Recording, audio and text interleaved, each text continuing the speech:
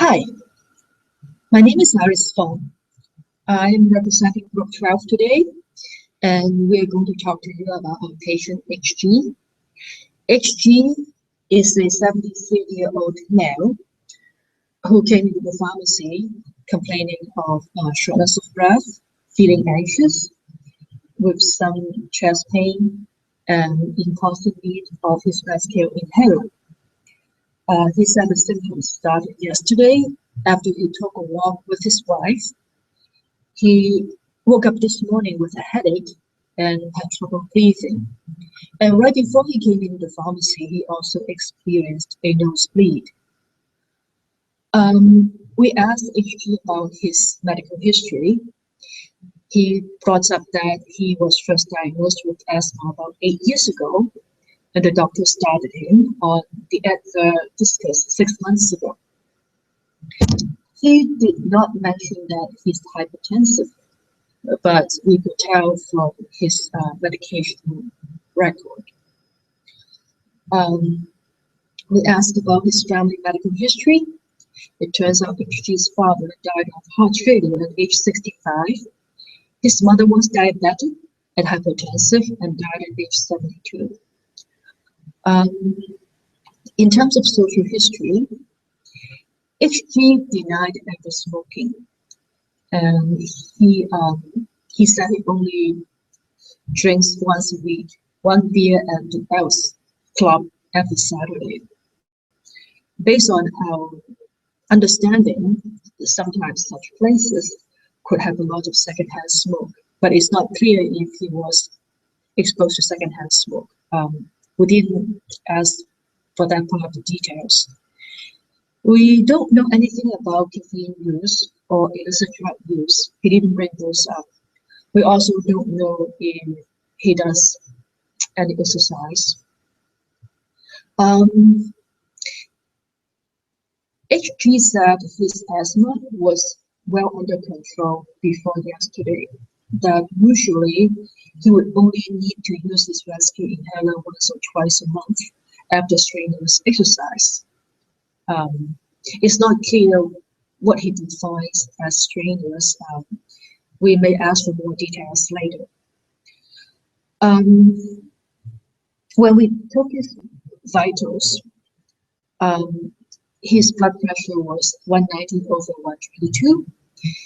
He's suffering from tachycardia. His heartbeat was 110 per minute. His breathing was 30 per minute. And he had a slightly elevated temperature, 99 degrees Fahrenheit. He's currently on 3 medications. He's using the rescue inhaler, which is albuterol.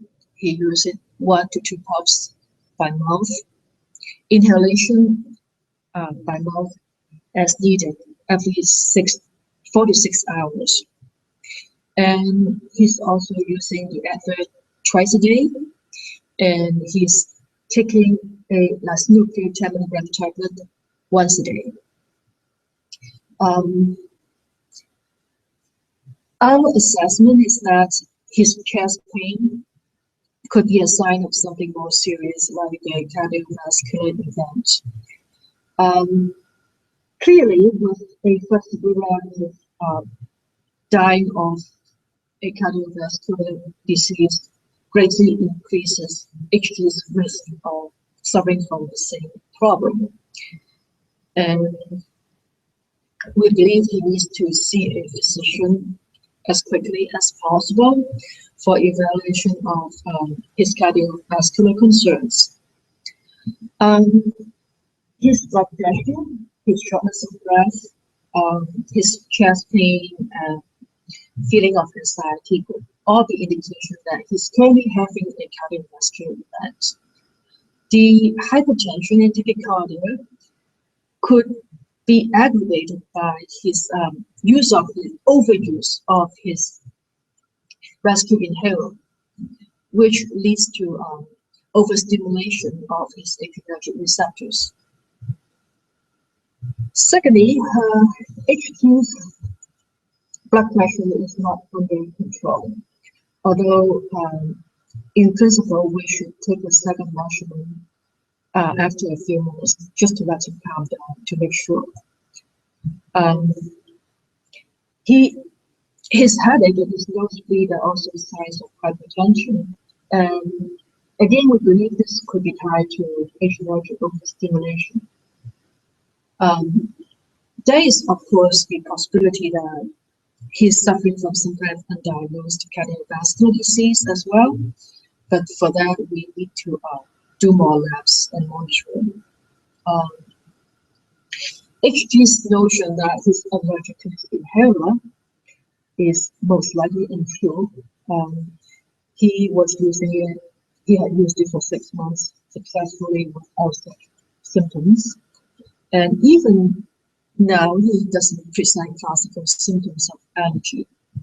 Still, it's possible that he was exposed to something he's allergic to during his walk, but it's unlikely as we don't see any nasal congestion, any itchiness, any kind of watery eye and such. The more likely scenario is that when he walked, the physical activity aggravated his asthma, and he might also have some kind of upper respiratory infection that hurt his breathing as well. Notice a white lesion in the back of his throat. That could be some kind of fungal growth, and that is not uncommon among patients who need to use inhaled corticosteroids. It's likely that maybe HG did not follow the instructions and did not rinse his mouth after using his Advil. The prolonged exposure to fluticasone somehow suppressed his immune system, and hence there was some kind of fungal growth. The wheezing, the blood pressure, and the low-grade fever, cough could also point to some kind of respiratory infection. But of course, those could be confounded by other things. The dry hacking cough itself could really be adverse effects of his medications. Both the Advil and the Vasinipril could cause some kind of coughing. Our plan is for him to seek immediate medical attention for his blood pressure and chest pain, as he's at risk for a myocardial infarction or some kind of cerebrovascular accident, stroke. HG should monitor his blood pressure daily and keep along the readings. This would help his doctor evaluate the effectiveness of his medication. Since HG did not mention that he had hypertension, it's possible that he was not controlled. Or maybe we do need to add other therapy options or change his dosage. The dry hacking cough, if it should persist, we might want to change the medication just in case the cough is due to Vasinipril. Given that he's complaining of mouth pain and other signs of oral infection or respiratory infection, it probably is wise to find an alternative approach to manage his asthma. Maybe the doctor should taper down the NSAID use and switch with montelukast, and hopefully with the bronchodilator that would help maintain his asthma. We definitely need to follow up about the white lesion. If this is fungal growth, he will need an antifungal. Some of those antifungal drugs will interact with the Advil, and we definitely would need to switch him off the Advil. Or find some alternative to treat the fungal growth. If this some kind of bacterial problem, it would be time to start him on the course of antibiotics. Lastly, We would want to educate him on watching out for other side effects of prolonged corticosteroid use, such as glaucoma and osteoporosis. Osteoporosis could lead to falls and other complications. Is wise that he should have his bone mineral density checked, and he should have eye exams every 6 to 12 months.